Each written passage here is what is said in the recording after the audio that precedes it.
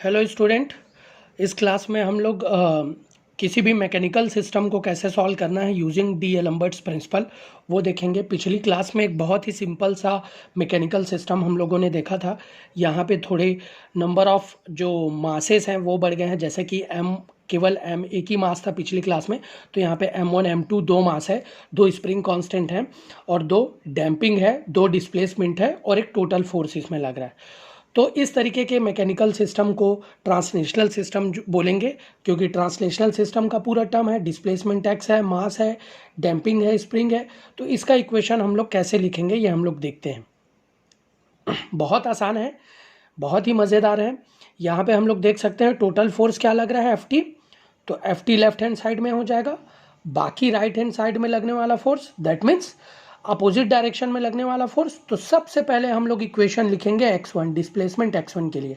ये displacement x1 किस में हो रहा है, इस मास M1 में हो रहा है, इस डैम्पिंग B1 में हो रहा है, इस स्प्रिंग K1 में हो रहा है। लेकिन इस x1 के साथ ही साथ K1 और B1 में दूसरा डिस्प्लेसमेंट भी हो रहा है, that is x2।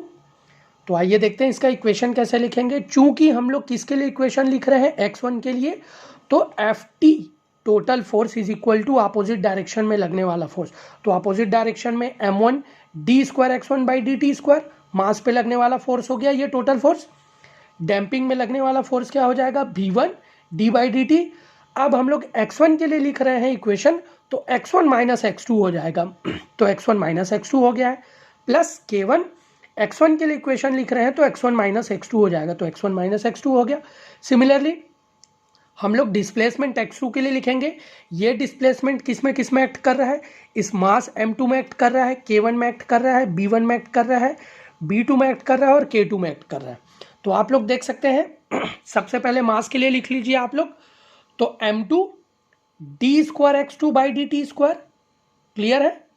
B2 d by dt x2 minus zero, यहाँ पे कुछ नहीं है दैट मीन्स जीरो हो जाएगा, तो x2 खाली लिखूंगा।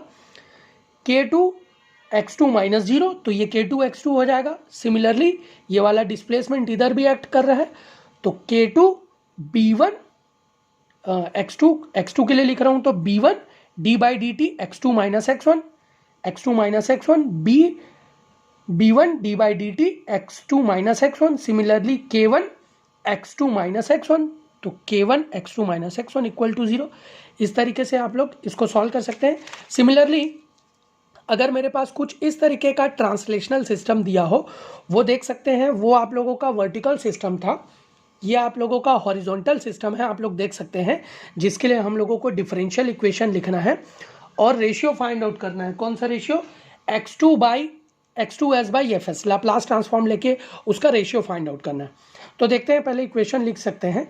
आप लोग देख सकते हैं यहाँ पे फोर्स लग रहा है F, यहाँ पे मास M1 है, M2 है, यहाँ का जो डैम्पिंग है वो आप लोगों को जीरो दिया हुआ है। अगर पेपर में या एग्जाम में पूछता है आप लोगों को और जीरो नहीं देता है, तो वहाँ के डैम्पिंग कांस्टेंट को आपको बाय डिफ़ॉल्ट कंसीडर करना है, ठीक है। आप लोग देख सकते हैं यहाँ पे एक टोटल फोर्स यहाँ पे वर्क कर रहा है, दैट इज FT।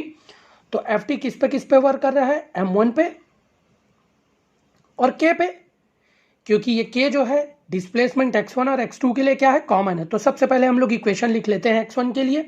तो x1 के लिए जब इक्वेशन लिखेंगे तो पूरा लगने वाला force is equal to opposite direction में लगने वाला फोर्स, तो पूरा लगने वाला फोर्स FT, अपोजिट डायरेक्शन में लगने वाला force M1 d square x1 by dt square, plus K1 x1 minus x2, K1 x1 minus x2। Similarly जब x2 के लिए लिखेंगे तो M2 d square x2 by dt square हो जाएगा, K1 x2 माइनस x1 हो जाएगा और K2 x2 माइनस जीरो हो जाएगा, क्योंकि यहाँ पे तो सरफेस है, कुछ नहीं है। तो K2 x2 is equal to zero, K1 x2 minus x2 और D2 M2 d square x2 by dt square, ये मेरा इक्वेशन हो जाएगा। सिमिलरली B1 और B2 के लिए कोई भी टर्म मैंने यहाँ पे नहीं लिखा है, क्योंकि उसको क्वेश्चन में जीरो दिया गया है। अगर जीरो नहीं देता है तो मुझे उसे कंसिडर करना पड़ेगा। इन दोनों इक्वेशन का, इक्वेशन 1 और इक्वेशन 2 का मैं लाप्लास ट्रांसफॉर्म ले लूंगा। तो इसका लाप्लास ट्रांसफॉर्म क्या हो जाएगा, Fs is equal to M1 s square x s plus K1 x s x1s माइनस x2s। सिमिलरली इसका जब आप लाप्लास ट्रांसफॉर्म लेंगे तो k1 x1s x2s minus x1s plus m2 s square x2s plus k2 x2s। अब यहाँ से आप x2 कॉमन निकाल के आप रेशियो फाइंड आउट कर सकते हैं x2 और s का fs का, तो इस तरीके से कुछ मिलेगा। नेक्स्ट क्लास में हम लोग रोटेशनल सिस्टम का प्रॉब्लम देखेंगे।